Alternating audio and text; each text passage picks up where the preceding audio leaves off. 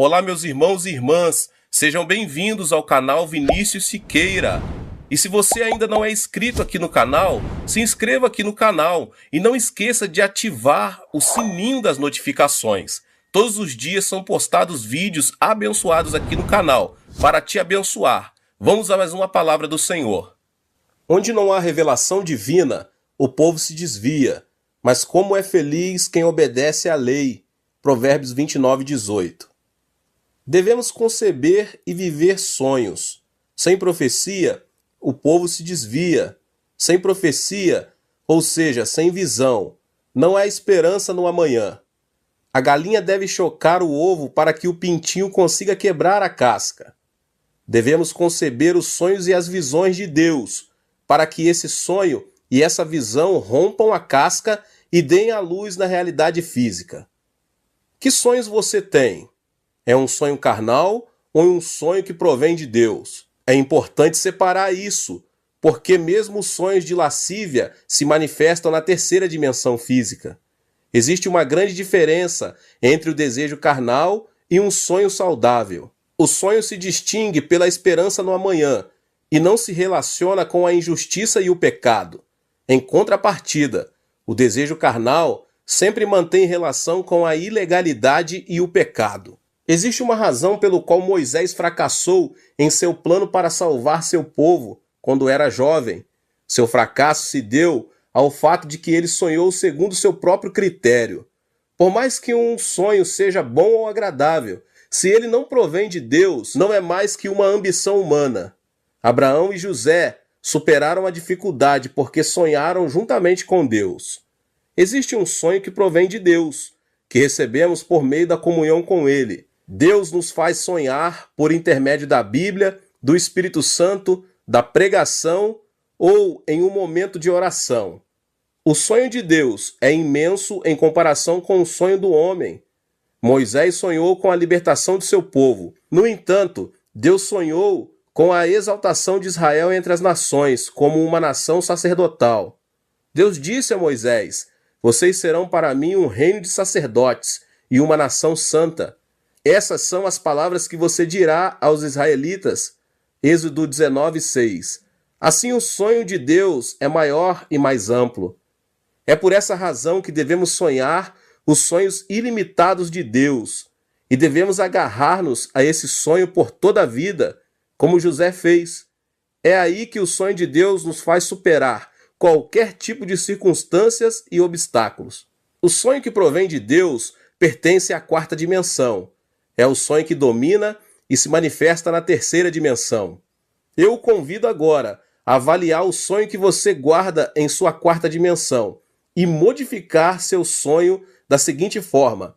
Primeiramente, espere coisas grandes e ocultas. O sonho que provém de Deus pertence à quarta dimensão. É o sonho que domina e se manifesta na terceira dimensão. Eu o convido a avaliar o sonho que você guarda em sua quarta dimensão e o modificar seu sonho da seguinte forma. Espere coisas grandes e ocultas de Deus. Sonhe com coisas grandes e ocultas que Deus tem preparado para você. Não sonhe que seu caminho é como estar à beira de um abismo. Espere no sonho de Deus. Existem momentos em que nos encontramos à beira de um abismo e parece que é impossível sair do problema com nossas próprias forças. Mas a Bíblia afirma que nada é impossível para Deus. Deus nos diz que há esperança quando pensamos que tudo é desesperança. Deus opera coisas grandes e ocultas que nós não conhecemos. Nosso dever é crer, confiar e seguir Deus incondicionalmente, pois essa é a atitude que agrada a Deus. É por isso que devemos esperar e sonhar com um grande milagre por parte de Deus.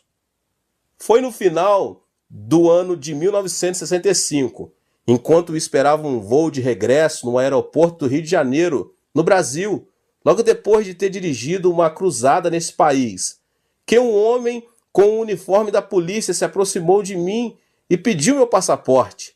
Pensei que se tratava de um controle policial, mas aquele policial desapareceu com o meu passaporte. Não podia acreditar. Não tinha nenhum conhecido no Brasil. E nessa época era impossível encontrar um oriental, muito menos um coreano. Os minutos estavam contados, e depois de tudo que aconteceu, não pude embarcar no avião. Tampouco tinha dinheiro para dirigir-me a algum outro lugar. De repente caí de joelhos e comecei a orar, com lágrimas nos olhos. Deus, olha para mim, o que devo fazer agora? Acaso não prometeste que para os que amam a Deus e foram chamados conforme teu propósito, todas as coisas concorrem para o bem? Eu te amo, e segundo o teu propósito vim ao Rio de Janeiro para pregar a tua palavra. Só o Senhor conhece minha aflição. Pai, creio em tua promessa, que todas as coisas contribuem para o meu bem. Senhor, fica comigo. Não podia fazer outra coisa além de orar. Continuei orando, quando um cavalheiro se aproximou do local onde eu estava e me disse: O senhor não é o pastor Chu? Jamais imaginei que alguém se aproximasse de mim para oferecer ajuda e olhei ao meu redor. Estava certo de que era a voz de uma pessoa, então respondi: Sim, senhor, sou o pastor Yang Cho. O senhor me conhece? Claro que sim. Faz 10 anos, um amigo meu, Levis Richard, foi à Coreia do Sul como missionário e enviou-me um artigo de um jornal onde aparecia sua foto. Foi muito comovente ler o artigo, mas que incrível, que prazer vê-lo aqui. Nunca pensei que depois de 10 anos iria vê-lo e conhecê-lo só de olhar. Mas o que está fazendo aqui? Eu vim ao aeroporto para despedir-me de uma pessoa e de repente pensei que o senhor podia ser o pastor Cho. Repentinamente, lágrimas caíram de meus olhos. Era tão imensa a graça de Deus que não podia conter meu pranto. Deus havia respondido à minha oração, expliquei ao cavalheiro minha situação e ele me contou que isso era comum no Brasil, especialmente com relação a estrangeiros do terceiro mundo. Então, ele não lhe pediu dinheiro? Seguramente não teria levado o passaporte se tivesse dado um pouco de dinheiro. Mas de qualquer maneira, me alegro que esteja bem. Graças à ajuda dessa pessoa, pude regressar ao meu país sem inconvenientes. Se Deus não tivesse respondido à minha oração, não me atrevo a imaginar o que me teria sucedido. Deus é um Deus bom, resgata-nos do abismo. Este milagre produziu dentro de mim um amor e uma confiança mais profunda em relação a Deus. Você também pode experimentar o amor de Deus. O milagre não ocorreu porque eu era o pastor ou uma pessoa importante. Se você não esmorecer e continuar confiando em Deus, sem abandonar a fé, Deus fará coisas grandes e ocultas que você não conhece. Experimente o milagre por meio da fé. O Êxodo é um excelente exemplo para compreender quão grande e perfeito é o amor de Deus. Deus liberou o povo de Israel dos 430 anos da escravidão do Egito por meio da liderança de Moisés. Mas uma primeira muralha impedia o êxodo. O Mar Vermelho aguardava a chegada dos israelitas. Atrás, os soldados do exército de Faraó vinham com carros dispostos a matá-los. Era uma situação em que não havia nenhuma opção. Adiante, um grande mar. Atrás, todo um exército armado. Entre o povo se levantavam vozes de murmuração. O povo de Israel clamava, dizendo que não restava outra coisa senão morrer. E todos começaram a murmurar contra Moisés. Foi nesse momento que Deus disse a Moisés: Não tenham medo, fiquem firmes e vejam o livramento que o Senhor lhes trará hoje. Erga a sua vara e estenda a sua mão sobre o mar, e as águas se dividirão. Deus não havia abandonado o seu povo. Quem pensou que o povo cruzaria o Mar Vermelho? O próprio povo não imaginava isso, tampouco o faraó.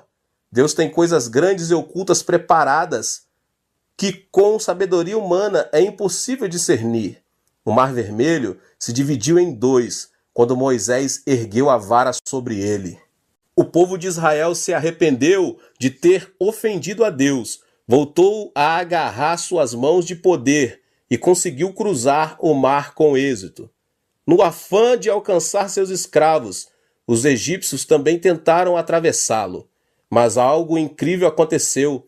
As águas se fecharam sobre os egípcios, sobre seus carros e sobre seus cavalos. O mar acabou arrasando a vida de todo o exército egípcio.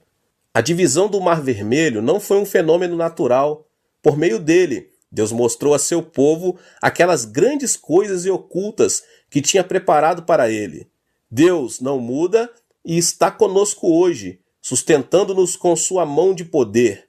1 aos Coríntios 2,9 diz: Todavia, como está escrito, olho nenhum viu, ouvido nenhum ouviu, mente alguma imaginou que Deus preparou para aqueles que o amam. Sonhe e tenha esperança e creia que o amor e a bênção que Deus preparou para cada um de nós são maravilhosos. Algo grandioso acontecerá em sua vida. Deus criou o homem no último dia da criação, como coroa da criação. Criou primeiro todas as coisas e depois Adão e Eva, a quem outorgou o poder de dominar e subjugar a terra. Note que primeiro Deus criou todo o necessário para que o homem, pelo amor de Deus, habitasse a terra.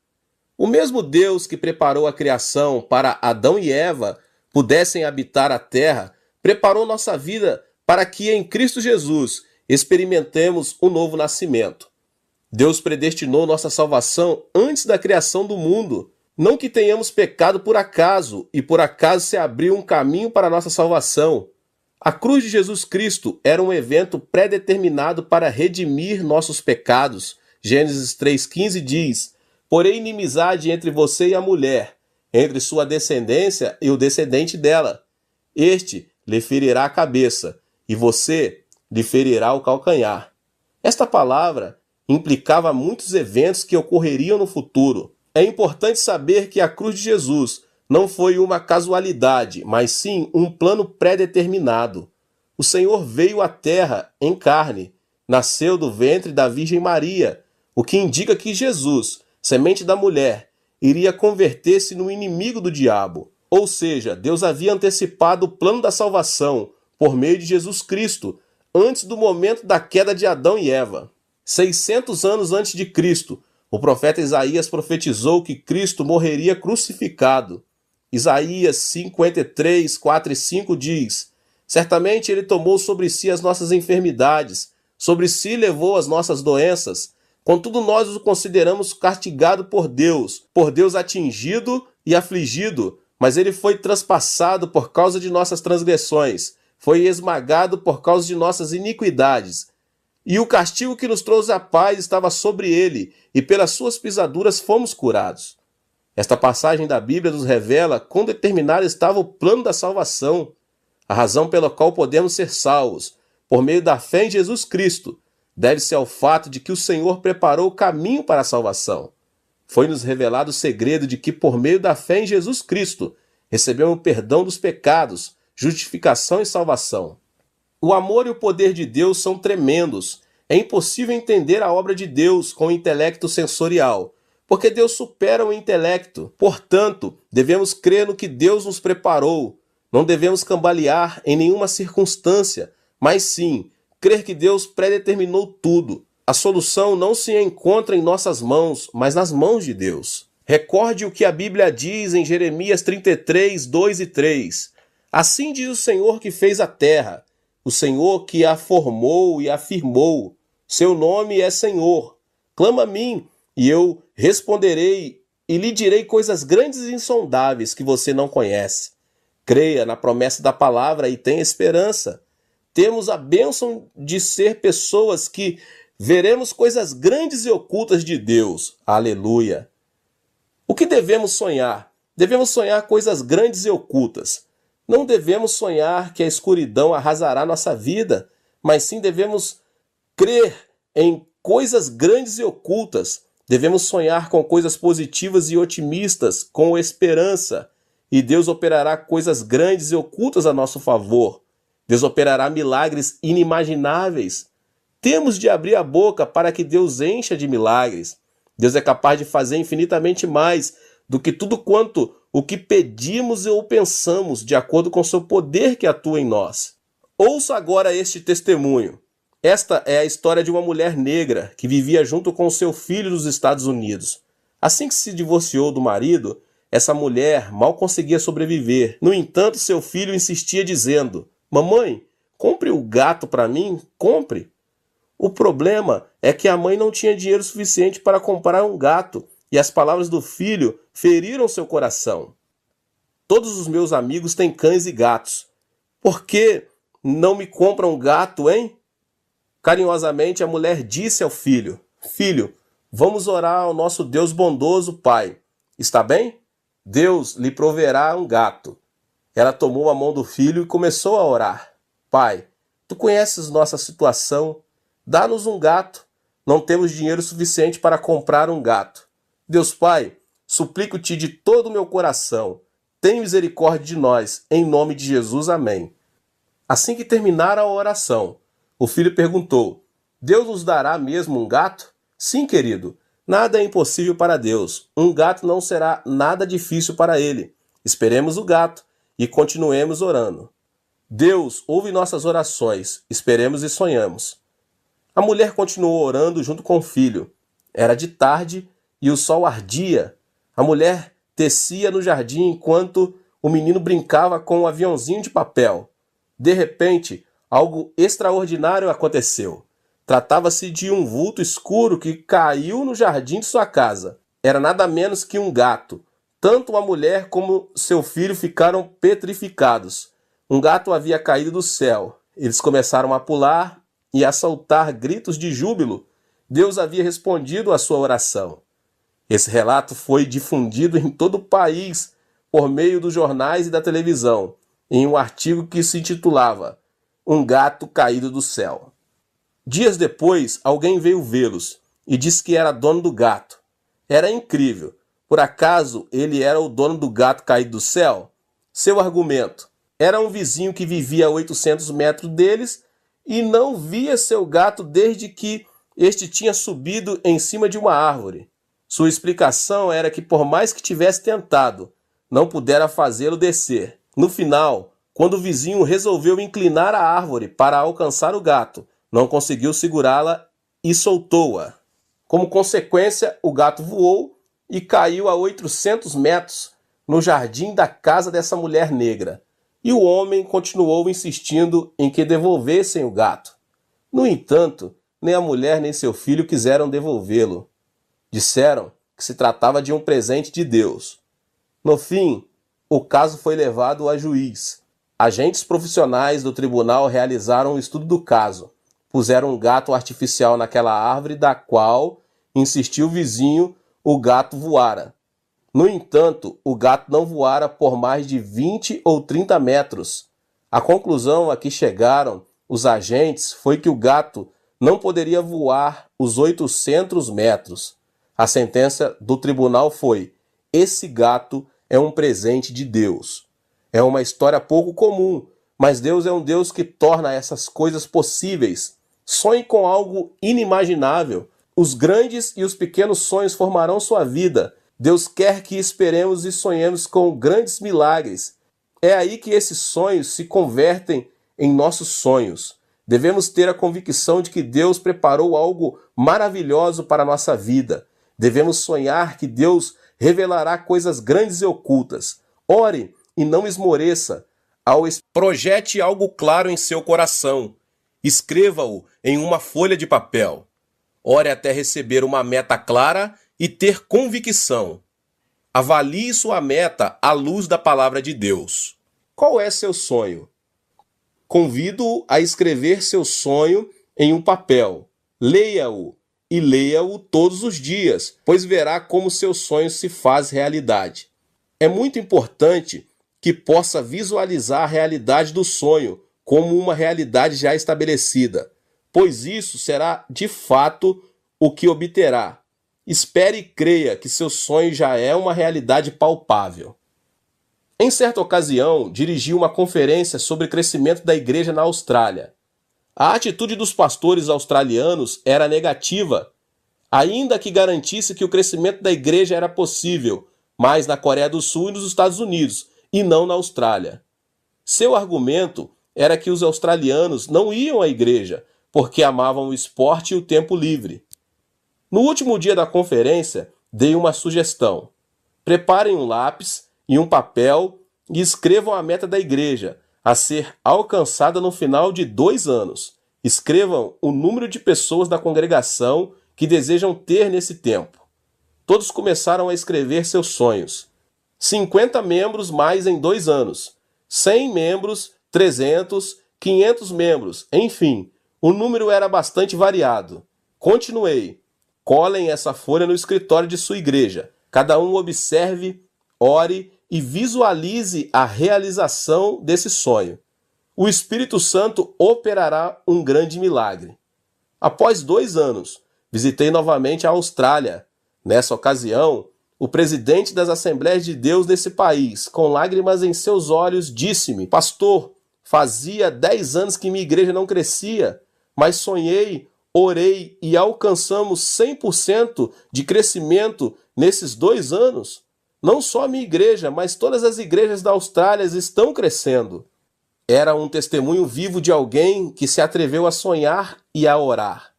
Graças ao princípio da visualização, uma das igrejas da Austrália cresceu, a ponto de que o número de membros chegou a milhares. Sonho em implantar no mínimo 500 igrejas em toda a Coreia do Sul. Visualizo de dia e de noite, porque sei que tenho uma meta e um plano específico a alcançar. Também tenho o sonho de dirigir cruzadas de multidões em todo o mundo. É um desejo de pregar o evangelho a todas as nações do mundo. Eu me levanto, eu me deito e vivo com o sonho. A visualização do sonho produz fé e a obra do Espírito Santo. Devemos conceber o sonho de Deus, porque o sonho de hoje se tornará a orientação que criará o futuro. Conheci um pastor chamado Cabré em uma viagem missionária na América do Sul. O pastor Cabré testemunhou-me as grandes obras que Deus estava fazendo em sua vida.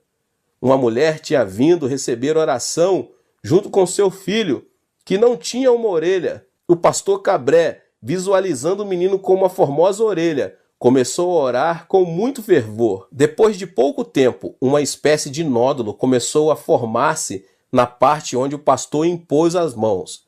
Ele continuou orando para que Deus criasse uma formosa orelha.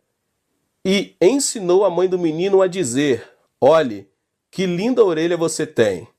O pastor disse a ela que acariciasse o menino, visualizando a orelha. Mas nada acontecia. O pastor voltou a orar pelo menino, visualizando uma formosa orelha. Quando abriu os olhos, não podia crer no que via. O tamanho do nódulo aumentara na forma de um leque. Era um milagre de Deus.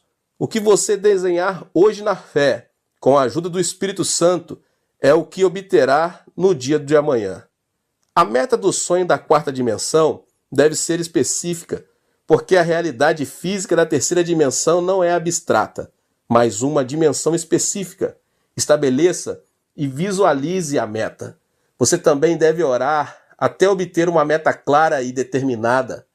O jejum serve para clarear nossa 4ª dimensão, ou seja, para definir mais especificamente nossos sonhos. É por meio do jejum que conseguimos abandonar o ego que diz: posso fazer tudo, e voltar-se para Deus a fim de ser transformados. A mudança da 4ª dimensão ocorre quando há uma mudança em nós mesmos e quando reconhecemos detalhadamente o sonho que Deus tem para nós. Portanto, desde que essa meta clara e específica seja revelada em sua vida por meio da oração. É preciso estabelecer metas mediante a cruz. Todo atleta, todo chefe de família, todo paciente tem uma meta a alcançar. É nosso dever sonhar esses sonhos a partir de uma perspectiva distinta. Devemos olhar para a cruz de Jesus Cristo e sonhar especificamente que fomos salvos da enfermidade do espírito, da alma e do corpo, assim como das circunstâncias. Não devemos deixar-nos influenciar pelo estado atual de nosso espírito, de nosso corpo e de nossa alma, nem pelas circunstâncias. E assim, aceitar o sonho de Cristo. Em 1 Pedro 2,24 encontramos: Ele mesmo levou em seu corpo os nossos pecados sobre o madeiro, a fim de que morrêssemos para os pecados e vivêssemos para a justiça. Por suas feridas vocês foram curados. Devemos aceitar o sonho de Cristo mediante a cruz. A desordem mental será sanada e veremos o poder de Deus. Devemos visualizar a bênção de Abraão e a meta de nossos sonhos mediante a cruz. É preciso desfazer a desordem mental da maldição e da pobreza e aceitar a bênção e a prosperidade de Abraão que há em Cristo, pois é esse o sonho que Cristo tem para nós. Gálatas 3,13 diz: Cristo nos redimiu da maldição da lei, quando se tornou maldição em nosso lugar, pois está escrito: maldito todo aquele que for pendurado no madeiro. Devemos estabelecer metas mediante a cruz de Cristo. A meta final do cristão não se encontra neste mundo, mas se estende até o reino eterno. Em 2 Coríntios 5,1 diz: sabemos que, se for destruída a temporária habitação terrena em que vivemos, temos da parte de Deus um edifício, uma casa eterna nos céus, não construída por mãos humanas. Ponha seus olhos em Jesus, que levou a cruz sobre si, e sonhe. Nossa esperança não se limita ao que é terrestre, antes vai além dos céus. É preciso que você comece pelo pequeno. Assim como um bebê cresce na incubadora, desde que seu sonho vá crescendo. Caminhe junto ao Espírito Santo, seja fiel no pouco e supere as adversidades. Uma vez que tenha concebido um sonho mediante a cruz, você deve semeá-lo para depois colhê-lo. Apesar das circunstâncias, se você consegue semear a semente do sonho que concebeu com a ajuda do Espírito Santo, essa semente dará fruto, crescerá, vencerá e transformará a terceira dimensão.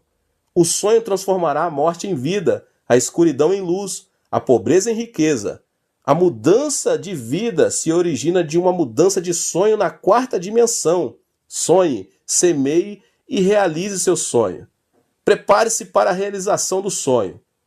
Todos desejam uma mudança na vida e a realização de seus sonhos, mas são poucos os que se preparam para isso. Para alcançar o sonho, é imprescindível a preparação. Se você tem um sonho, deve ter convicção de que o sonho será alcançado e agir como se já tivesse realizado. Daí a necessidade de preparação. Para aquele que não se prepara, seu sonho continuará sendo um sonho e será difícil alcançá-lo. O templo central da Igreja do Evangelho Pleno de Ioldo, utilizado hoje, é um templo que foi reconstruído e ampliado de dentro para fora. Ao ver que minha igreja apresentava um crescimento explosivo, fiz um plano de construção de um complexo ao redor de um templo central, o departamento de educação, 2 centros para as missões e um edifício para o jornal diário. Também senti que devia reconstruir o complexo do Monte da Oração, porque sabia que muita gente necessitava de ter uma comunhão mais íntima com Deus em um lugar isolado da cidade. Mas só contava com $2.000 no bolso.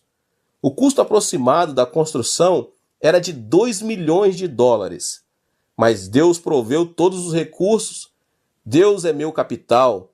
Lembre-se, a visão e a paixão precedem as finanças, porque Deus provê nossas necessidades. Existem prioridades na obra de Deus. Primeiro, devemos avaliar se algo é da vontade de Deus. Segundo, devemos estabelecer metas claras. Terceiro, necessitamos ter paixão para alcançar a meta. Quarto, temos de crer que Deus nos ajudará. Uma vez que tenha respeitado essas prioridades, é o momento de fazer contas na calculadora e pagar o preço. Em meu caso, sigo adiante crendo que Deus proverá os recursos. As circunstâncias e as adversidades nunca são um impedimento. Só caminho pela fé, porque Deus é quem cumpre sua palavra. Como pais, preparamos a roupa, os sapatos e o berço mesmo antes de o bebê nascer. O mesmo acontece com nossos sonhos. Uma vez que tenha concebido o sonho, você deve se preparar para as alternativas reais e saber que prosseguirá pelo poder do Espírito Santo, pois essa é a única forma de conceber um sonho. Um sonho não é algo que se cumpre, e sim algo que nasce. Prepare a cama onde o sonho recém-nascido possa descansar. Prepare-se. O sonho de Deus vai além de nosso entendimento. Ele quer que o Evangelho seja pregado em todo o mundo por meio da igreja. Devemos trabalhar para alcançar o sonho de Deus. Deus é nosso capital maior. Deus não nos desapontará enquanto caminharmos em fé e confiarmos em seus recursos. Ore até alcançar o sonho. Gênesis 17 diz que Deus prometeu a Abrão um filho quando Abrão tinha 99 anos de idade. Abrão e Sarai não tinham filhos, mas Deus lhes disse que chamara as coisas que não são como se já fossem. Abrão tinha 99 anos e sua esposa 89. Já eram anciãos de idade e sem filhos. No entanto, Deus mudou o nome de Abrão para Abraão e o de Sarai para Sara, que significam pai de multidão e mãe de multidão. Eles não tinham filhos, mas para Deus os filhos já tinham vindo. O significado da frase que diz que Deus chama as coisas que não são como se fossem é que para Deus o tempo é presente. Portanto, para Deus, Isaac já havia nascido. Mas Deus ordenou que chamassem as coisas que não são como se fossem, porque o homem não conseguia ver com seus olhos físicos. O cristão deve chamar as coisas que não são como se já fossem e confessá-las.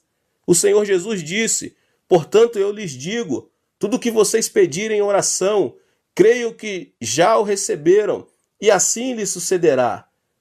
Isso significa que devemos visualizar, pensar e crer nas coisas que não são como se já fossem, e devemos crer que as recebemos, ainda que não sejam palpáveis neste momento. O Senhor Jesus disse: eu lhes asseguro que se alguém disser a este monte, levante-se e atire-se no mar, e não duvidar em seu coração, mas crer que acontecerá o que diz, assim lhe será feito. O que implica que devemos ter confissão de que o monte será arrancado e lançado ao mar antes de termos mencionado tais palavras. Outra coisa bem importante é orar com muito fervor. Então, até quando devemos orar? Devemos orar até que o Espírito Santo nos dê convicção do que é suficiente e do que não é e nos diga: agora basta. Isso é algo que você certamente já experimentou. Em minha experiência pessoal, quando oro pela primeira vez por algo novo, sinto que existe uma distância muito grande entre minha pessoa e a resposta. Mas quando insisto em oração, digo: Deus responde, responde. Sinto que a resposta se aproxima. De repente, um dia recebo a convicção de que minha oração foi respondida. É aí que começo a pensar, visualizar e confessar o que não é como se fosse. Existem muitas pessoas que vão ao monte da oração para receber saúde. Antes de chegar ao monte, a saúde parece algo muito distante. Mas depois de orar durante 1, 2 ou 3 dias, chega um momento em que a pessoa recebe a convicção que foi curada e confessa: fui curado, mas a saúde ainda não chegou. Lembre-se de que a figueira não secou no mesmo instante, mas um dia depois que Jesus a amaldiçoou. A convicção está presente, mas também a enfermidade. Não obstante, alguns dias depois de regressar no monte da oração, a enfermidade desaparece. Existe um lapso entre a convicção e o cumprimento. Por exemplo, pense na erva do campo. Se você arranca a erva, ela não seca no mesmo instante, pois ainda que já esteja morta, isso requer pouco mais de tempo. Da mesma forma, o que recebemos já existe, mas necessita de tempo para que se manifeste na realidade. Uma irmã de minha igreja não podia nem sequer subir as escadas, em virtude de um problema de coração. Os médicos a aconselharam a submeter-se a uma cirurgia. A artéria coronária estava obstruída, mas essa irmã decidiu dirigir-se ao monte da oração. Deus Pai, aqui está o dinheiro necessário para a operação. Eu o ofereço a ti. Quero que tu me operes diretamente. Sei que isso soa estranho para um incrédulo. Se a artéria está entupida, como alguém poderá salvar sua vida sem uma cirurgia? Contudo, enquanto ela orava, senti uma forte convicção do Espírito Santo, que ela dizia que tinha sido curada. Salte! Era a voz do Senhor. Todavia, um movimento brusco podia levar-lhe à morte. Mesmo assim, Sua convicção levou a levantar-se e dar saltos. Estranhamente, não teve problemas respiratórios. De repente ouviu uma voz que dizia: quero que você suba ao cume de Elias e volte. O cume de Elias é o cume do Monte da Oração e é bastante difícil de subir, mesmo para uma pessoa normal, saudável. No entanto, a irmã não hesitou em subir ao cume de Elias e voltou sem problemas. Era um milagre de Deus. O segredo do milagre é crer e visualizar o que não é como se fosse.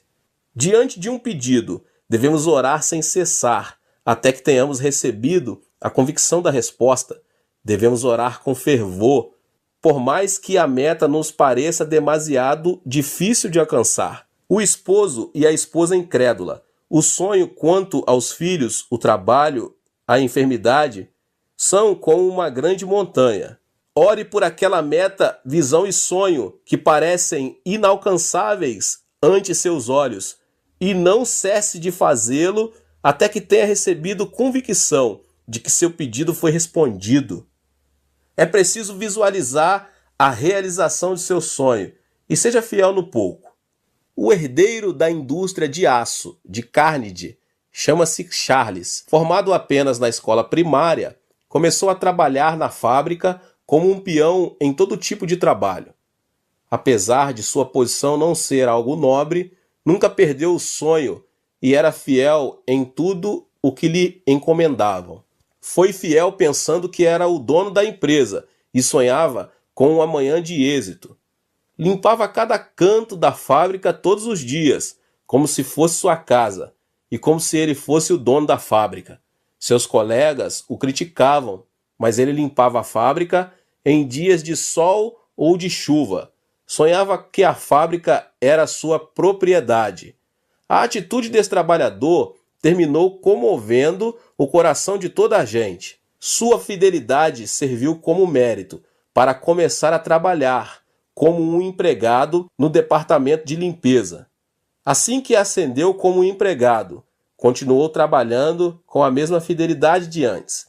Sua atitude fiel foi difundida de boca em boca e o presidente da empresa, Carnegie, decidiu contratá-lo como seu secretário pessoal. Esse homem continuou sendo fiel em seu novo posto de trabalho e serviu como porta-voz do presidente. Sua filosofia de trabalho era: sou o dono da empresa, portanto devo trabalhar com a mentalidade de que se alguém me obriga a levar uma carga por 1 milha, devo ir com ele 2 milhas. E se alguém me pede a túnica, devo dar-lhe também a capa. E trabalhou fielmente. O presidente Carnegie, comovido pela fidelidade de seu secretário, ofereceu-lhe um incentivo de $1 milhão, quando o salário anual de seu secretário era de $2 a 3 mil. E à vista de todos os seus empregados, Carnegie disse que o sonho e a fidelidade de Charles era algo imensurável. Quando chegou o momento da aposentadoria de Carnegie, todos os empregados começaram a se perguntar quem iria sucedê-lo nessa grande empresa. Alguns afirmavam que algum graduado da Universidade de Harvard ou Princeton ou algum filho de um empresário importante iria substituí-lo no cargo de presidente. Carnegie, porém, nomeou Charles o novo presidente da indústria de aço, o qual havia começado como peão e trabalhado no departamento de limpeza e, por fim, servido fielmente a Carnegie como seu secretário. Isso causou um grande impacto em todo o mundo, até no próprio Charles. Carnegie enfatizou que sua empresa deveria ser dirigida não por uma pessoa com títulos de estudos avançados, mas por alguém com amor, fidelidade e sonhos com relação à empresa. Em outras palavras, Charles era o homem em que Carnegie confiava, por seu amor, fidelidade e sonhos em relação à empresa. Eu o exorto a que dê o melhor no lugar em que se encontra. O Senhor está com você e quer ajudá-lo. Seja fiel no pouco. Deus vê tudo e conhece as fibras mais íntimas do nosso coração. Deus nos exaltará a seu tempo, Ponha seu olhar em Deus e seja fiel no que lhe foi confiado. O túnel da aflição leva-o à realização do sonho. Não se alcança o sonho por acaso. É necessário que se passe primeiro pelo túnel da aflição. Ou seja, existe um preço a pagar. É por meio da aflição que abandonamos nosso ego e confiamos em Deus. Deus usa a aflição como uma ferramenta para nos quebrantar, para fazer-nos voltar a seu caminho. Deus predestinou todas as coisas para a nossa vida. Deus nos abençoa à medida que caminhamos e não nos afastamos do caminho que Ele preparou. É imprescindível visualizar e pagar o preço para alcançar o sonho. A aflição é o plano de Deus para quebrantar nosso ego e fazer-nos obedientes a Ele. A aflição ajuda nossa fé a crescer e a faz mais vigorosa. Só aquele que experimentou a aflição e a tribulação poderá alcançar seu sonho e destacar-se por sua firmeza. Os músculos do braço adquirem força por meio do exercício. Da mesma forma, os músculos de nossos sonhos ganham força por meio da aflição e da tribulação. A aflição é a semente que leva consigo um sonho e uma esperança maior. É como um túnel e você precisa ultrapassá-lo. A aflição é o túnel que nos leva ao sonho. Se você se nega a passar pelo túnel, seu sonho jamais poderá ser alcançado. É necessário passar para o outro lado do túnel. É através do túnel da tribulação que conseguimos chegar a um mundo mais amplo de sonhos e de esperanças. Em 1 Pedro 1,7 diz: assim acontece para que fique comprovado que a fé que vocês têm, muito mais valiosa do que o ouro que perece, mesmo que refinada pelo fogo, é genuína e resultará em louvor, glória e honra quando Jesus Cristo for revelado. A aflição é como um prato de comida que se encontra sobre uma mesa chamada sonhos, porque o sonho tem um preço. É necessário comer a aflição para alcançar o sonho. O sonhador recupera as forças ao alimentar-se da aflição, para seguir adiante. Para quem sonha, a aflição e a tribulação não significam nada, porque quem sonha sabe que a aflição é a parte do processo para chegar. Não é necessário frustrar-se pelo fato de o sonho não ter se manifestado. Espere, medite na aflição da cruz e converta-se em um agente da esperança. Você crer que Deus sempre está com você e que sempre o protegerá? Temos esperança, porque sabemos que o Senhor estará continuamente ao nosso lado para ajudar-nos. Tudo podemos em Cristo. Visualize, creia, sonhe e ore, porque Deus operará o milagre. Guarde a esperança de Deus em seu coração. Você é alguém escolhido por Deus. Implantei minha igreja em 1958, assim que concluí o seminário, em uma área muito pobre da cidade de Seul, chamada Buvandong. Por causa da guerra em meu país, abundava o caos e a desordem, assim como também a pobreza e a doença. A maioria dos habitantes da cidade era de refugiados ou pessoas que tinham vindo do interior do país. A área onde eu estava se caracterizava como uma das mais pobres de toda a cidade. Foi no meio desse ambiente que comecei a pregar o Evangelho. Era uma das áreas onde se fazia mais necessário a resplandecência da luz da esperança de Deus. Arrependam-se e recebam Jesus Cristo. Cada um de vocês é filho de Deus. Creia em Jesus e terá vida eterna. Apesar de minha mensagem apaixonada, todos se mantinham indiferentes. O povo de Dai-Jodon era muito inseguro nessa época, pois essa era uma área onde vivia a população mais pobre e com problemas, quadrilhas, alcoólatras e pessoas que padeciam de enfermidades de todo tipo. Nesse vale de frustração, aconteceu algo que mudou o rumo de meu ministério. Ao caminhar pela vila miserável, notei uma casa que estava a ponto de cair. Em um gesto atrevido, bati a porta e disse: "Tem alguém aí?" No mesmo instante, uma mulher abriu a porta e perguntou: "Quem é você?" Era uma mulher de nome Li Chorri, que tinha vindo da província de Rangyundo, Coreia do Norte, por causa da guerra. Vivia com 9 filhos e um esposo viciado em álcool. Além do mais, a mulher estava definhando, pois tinha problemas de coração e gastrointestinais. A vida dessa mulher era algo indescritível. Então decidi levá-la a Cristo. Eu a visitava todos os dias para falar-lhe sobre o reino dos céus. Mas a mulher se irritava e dizia que todos os religiosos eram mentirosos e que sua vida era um inferno mesmo. Não me interessa o que acontecerá depois de minha morte. Não me interessa se existe um inferno, porque minha vida é o inferno mesmo. Observe como vivo.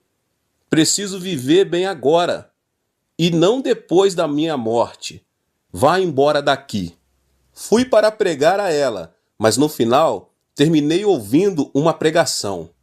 Para dizer a verdade, ela tinha toda a razão. Pensativo, voltei para a minha igreja, que nessa época era uma tenda. As palavras daquela mulher seguiram retumbando em meus ouvidos. O reino dos céus deveria manifestar-se agora em nossa vida. Pensei, ela tem razão. Necessitamos do reino dos céus agora mesmo, e não depois da morte. O Deus que nos ama, por acaso não deseja que sejamos felizes também nesta vida? A humanidade foi criada pelo amor de Deus, mas tem se revelado contra Deus. Como consequência, o homem teve de levar consigo a carga do pecado. Contudo, Deus teve compaixão de nós e enviou o seu Filho Jesus Cristo para que, mediante a cruz, ele tomasse nossas maldições, nossa morte e nossas dores. Nosso destino era o pecado, mas Deus nos salvou por meio de Jesus Cristo. Devemos somente crer em Jesus para receber vida eterna. Então prosperamos em todas as coisas e temos saúde, assim como prospera a nossa alma.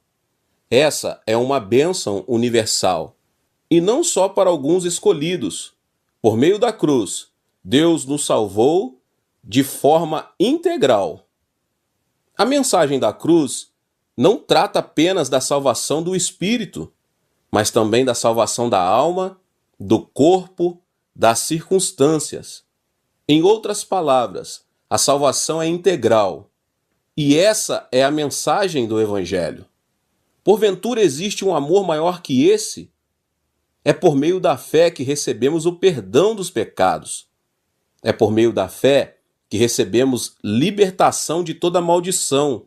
É por meio da fé que obtemos saúde e salvação. Em minha vida pastoral, experimentei um encontro com Jesus por meio da esperança na fé. Foi em um estado de desesperança absoluta que, por intermédio da leitura bíblica, descobri a coluna de fogo da esperança. E agora me converti em um servo de Deus. Cada vez sinto mais a importância da esperança em nossa vida. Então eu não podia tirar aquela mulher de minha memória. Eu pensei que ela também necessitava de uma mensagem de esperança. Então decidi voltar a ela. Senhora, convido-a a mudar seu destino. A mulher ficou um pouco surpreendida e disse: antes você vinha me falar sobre o reino dos céus. Agora você vem falar de destino. Mas que tipo de pastor é você? Vá embora daqui. Ela começou a falar com ironia, mas insisti dizendo: conheço alguém que pode mudar seu destino. Você me acompanha? Ele ajudará seu esposo a abandonar o álcool, seus filhos a ir à escola, e lhe proporcionará tudo o que necessitar. Acompanhe-me. Ao ouvir essas palavras, a mulher mudou de atitude e abriu um pouco seu coração. Atravessei um arrozal e cheguei à tenda, mas dessa vez acompanhado por aquela mulher. O que é isso? É minha igreja. A mulher lançou um olhar de canto a canto da tenda e, segurando a barriga, caiu na gargalhada.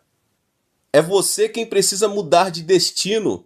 Diga a essa pessoa que o ajude a mudar de destino. Estou certo de que, se você estivesse ali comigo, também teria dado boas gargalhadas. Mas eu disse à mulher em um tom sincero: tem razão, minha situação não se diferencia da sua. Mas temos esperança em Jesus Cristo. Pela fé em Jesus Cristo, não só obtemos vida eterna, como também somos abençoados materialmente, somos libertos da maldição, somos curados da enfermidade e recebemos a vida da ressurreição. Convido você a crer em Jesus Cristo. A mensagem da esperança conseguiu apagar o fogo de sua ira, e a mulher começou a frequentar minha igreja todos os dias. Falávamos de esperança e eu orava por ela. Um dia aconteceu algo incrível. Ela foi curada dos problemas cardíacos e estomacais, e após um período de oração de 3 meses, seu esposo abandonou o álcool e começou a frequentar a igreja. Era um milagre. Deus havia operado um milagre. Além disso, graças à ajuda de uma associação civil dos habitantes da província de Ranquiudô, ele conseguiu um emprego e assim já podia sustentar a família. Seus filhos começaram a ir à escola. Era uma época em que se podia construir qualquer tipo de casa, bastando para isso ser proprietário do terreno. Ajudamos a família a comprar um terreno e a construir uma moradia. A vida dessa mulher já não era mais um inferno, porque havia experimentado um milagre. Prosperava em todas as coisas e tinha saúde, do mesmo modo que prosperava sua alma. A mensagem de esperança que Deus proveu àquela mulher também comoveu minha vida. Essa experiência impactou meu ministério profundamente. A partir deste momento, comecei a pregar a mensagem da esperança com mais empenho. Como consequência, a igreja da tenda cresceu a 500 membros em apenas 3 anos. O povo tornou a pobreza e a desesperança em esperança. Os membros da minha igreja começaram a orar e a trabalhar com mais dedicação. Conseguimos adquirir um terreno para construir uma igreja maior. Em 1961, nos mudamos para Soedaimon. Muitos caçoaram de mim quando abri minha igreja em uma área central, porque nessa área se cruzavam 2 avenidas e estavam 4 das maiores igrejas da Coreia do Sul. O povo caçoava de mim, dizendo que um jovem de apenas 26 anos de idade e sem experiência pastoral perderia na competição com as igrejas maiores. Entretanto, eu não estava de acordo, porque em mim havia uma esperança. A partir de 1960, nossa nação começou a progredir a passos gigantescos. O presidente Park Geong-hye tinha iniciado o movimento Semaul, que resultou no progresso industrial, e muita gente vinha a Seul para conseguir trabalho.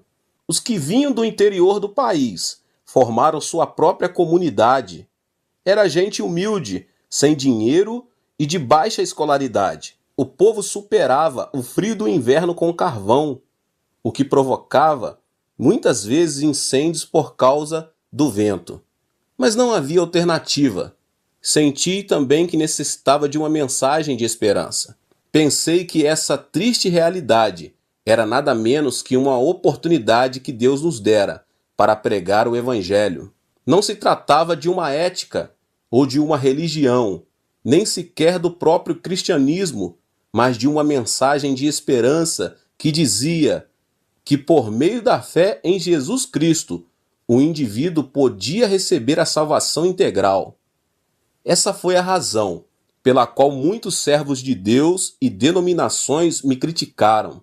No entanto, não retrocedi um passo sequer. Continuei pregando a mensagem de esperança.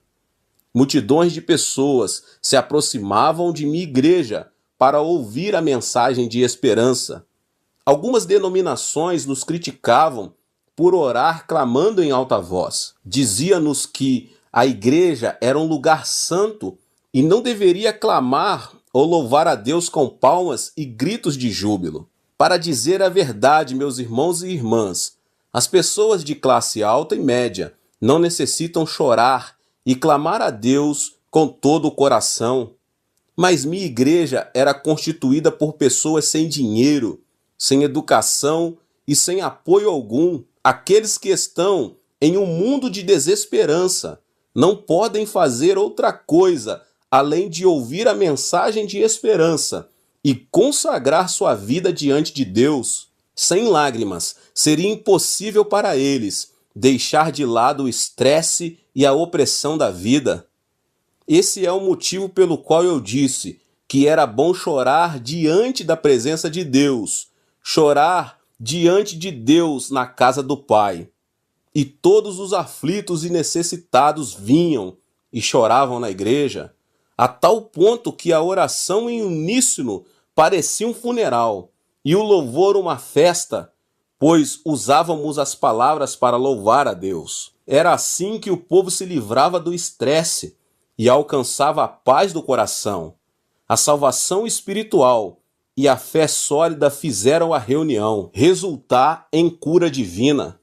Deus viu nossa fé e veio em nosso socorro.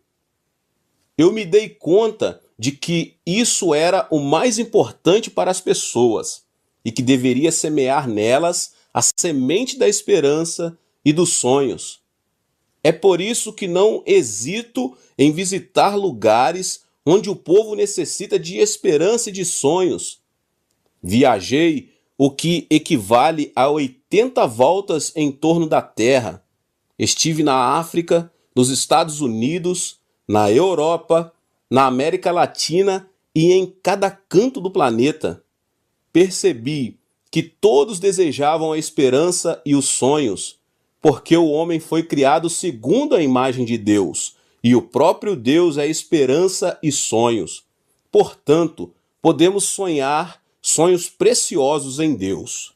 O reconhecido teólogo alemão Jürgen Moltmann sustenta que sua teologia é a teologia da esperança. A Segunda Guerra Mundial estourou quando ele tinha apenas 17 anos de idade. Foi recrutado como soldado pelo governo alemão, mas acabou sendo capturado como prisioneiro. Passou por um período de frustração e desesperança no acampamento de prisioneiros da Inglaterra, sofrendo todo tipo de maus tratos. Além do mais, sua frustração cresceu quando escutou a notícia de que seu povoado natal havia sido devastado por causa de um bombardeio e, como consequência, toda a sua família havia morrido. O jovem Moltmann, ao saber que tanto seu país como seu povoado natal haviam sido destruídos, bem como a vida de toda a sua família, enquanto ele mesmo sofria no acampamento de prisioneiros, em um estado de desesperança absoluta, decidiu acabar com a vida. Um dia, um pastor aproximou-se do jovem Moltmann e presenteou-o com uma Bíblia. O jovem leu a passagem da Bíblia que narra que Jesus fora crucificado e morto na cruz. Jesus viera ao mundo, sendo o Filho de Deus, mas o mundo não o aceitou. Jesus fez bem a todas as pessoas e curou os enfermos. No entanto, essa multidão que havia recebido os benefícios de Jesus acabou pedindo que crucificassem o Messias. Os discípulos também traíram o Mestre e fugiram dele. Jesus foi abandonado, ficou só e morreu na cruz. O jovem Moltmann percebeu um ponto em comum entre a aflição de Jesus e seu estado de desesperança absoluta. Contudo, Jesus venceu a morte e ressuscitou ao terceiro dia. Isso impactou a vida desse jovem. Ao observar a ressurreição de Jesus, ele disse a si mesmo: eu também posso experimentar a ressurreição. Meu país, meu povoado natal, minha família também poderão ressuscitar se simplesmente eu receber Jesus Cristo em meu coração. Dessa maneira, nasceu a famosa teologia da esperança de Bultmann. Ele se deu conta de que só Jesus Cristo pode outorgar ressurreição em meio à desesperança mais escura.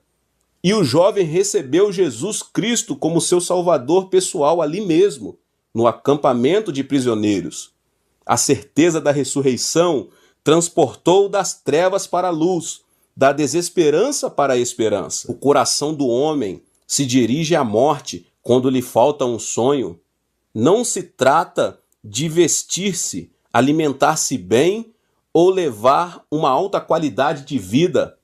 O sonhador supera qualquer tipo de circunstâncias. O homem, por natureza, deseja sobreviver, e a esperança é a força que engrandece o desejo de viver. Em 1 Timóteo 1:1 diz: Paulo, apóstolo de Cristo Jesus, por ordem de Deus, nosso Salvador, e de Jesus Cristo, a nossa esperança. A esperança de Paulo não era outra coisa senão o próprio Jesus Cristo. O apóstolo conseguiu superar a tempestade da aflição e as adversidades por causa da esperança em Cristo. Quando esteve encarcerado, Paulo escreveu aos cristãos, exortando-os a não perderem a alegria. E isso indica o nível de esperança que o apóstolo tinha. Dessa forma, também pregou acerca da direção de Deus e da esperança, mesmo quando o barco que o levava a Roma enfrentou uma grande tempestade. Nunca deixe de sonhar o sonho da esperança. A ambição pessoal não é algo digno de ser anunciado e compartilhado, mas a esperança perfeita em Cristo se multiplica quando a anunciamos. A esperança lança raízes profundas e cresce sobre a rocha da fé, quando a tornamos conhecida. O ato de consolar, falar da esperança, abençoar uns aos outros, faz o sonho da esperança levantar voo e influenciar a fé de outros. O sonho de hoje é a esperança do futuro de uma pessoa. O sonho é o espelho onde se reflete nosso presente. Existe uma razão fundamental pela qual prego o evangelho quíntuplo e a bênção tripla.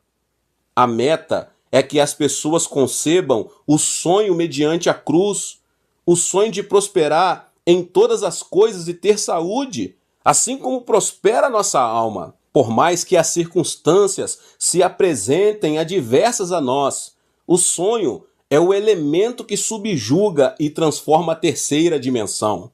Porque o sonho incuba a terceira dimensão física e material. Por mais que a realidade seja um caos, uma grande desordem, as circunstâncias mudam ao serem incubadas, e isso transforma a morte em vida, o caos em ordem, as trevas em luz, a pobreza em prosperidade. Não deixe de sonhar em Deus e mantenha um alto nível de esperança. Sua vida será transformada em nome de Jesus. Deus abençoe a vida de cada um que ouviu essa palavra tremenda.